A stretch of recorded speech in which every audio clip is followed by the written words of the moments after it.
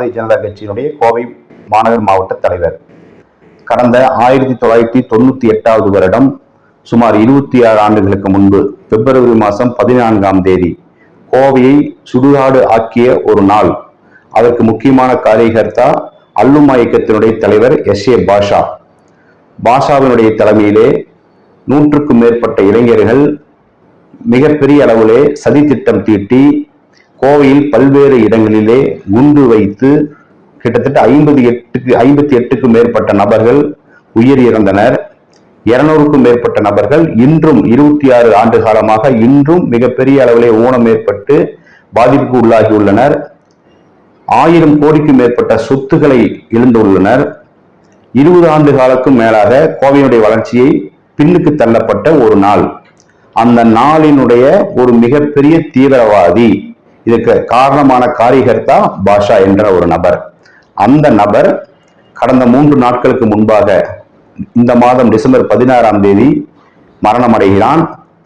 17ஆம் தேதி அவனுடைய ஊர்வலம், இறுதி ஊர்வலம் என்ற பெயரிலே மிகப்பெரிய அளவிலே நடத்தப்படுகிறது.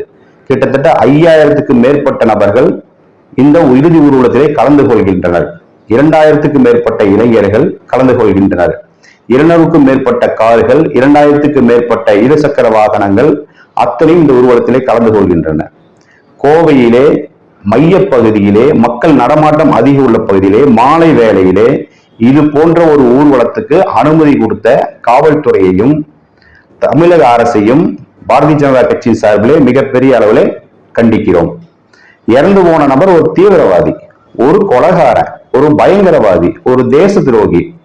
அவனை மிகப்பெரிய தியாகியாக சித்தரித்து எதிர்கால சந்ததிகளுக்கு தப்பான ஒரு உதாரணமா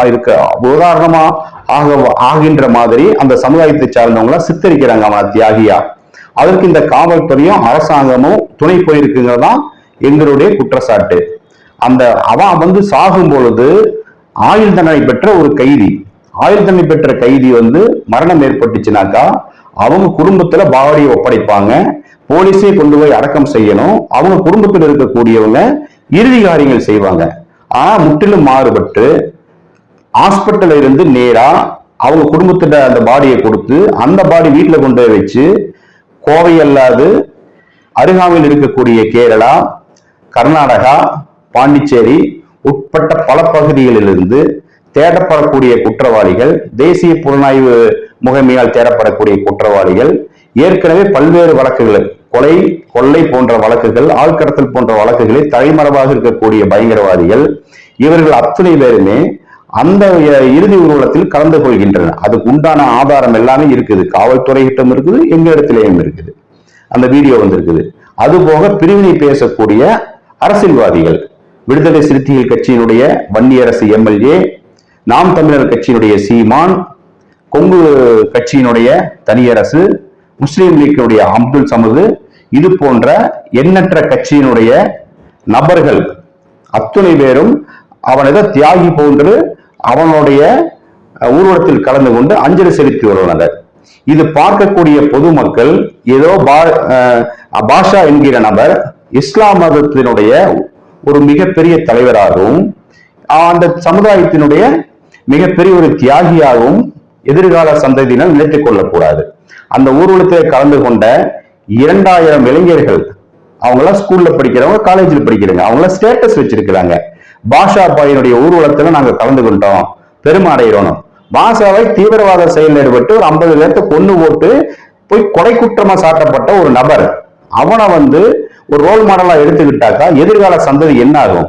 அவன் 100-150 பேரு ஜெயிலுக்கு போய் இருந்ததனுடைய காரணமே இன்னைக்கு வரைக்கும் கோயம்புத்தூர் அமைதி திரும்பாம இருக்குது. இந்த 2000 இளைஞர்களை அவன் தீவிரவாத செயல ஊக்குவிக்கக்கூடிய ஒரு நபரா இருக்கிறான்.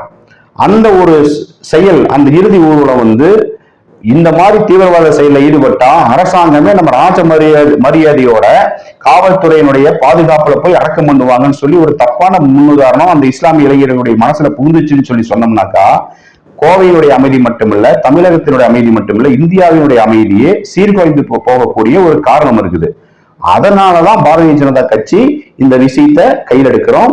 இதற்காக இந்த கருப்பு தினம் வருகின்ற 20ஆம் தேதி வெள்ளிக்கிழமை உக்கட லட்சுமி நரசிம்மர் கோயிலிருந்து கருப்பு தின பேரணின்னு சொல்லி நாங்க அறிவிச்சிருக்கோம். ஏன் கருப்பு தினம்னாக்கா, சட்டம் ஒழுங்கை கொன்று குவித்து விட்டார்கள்.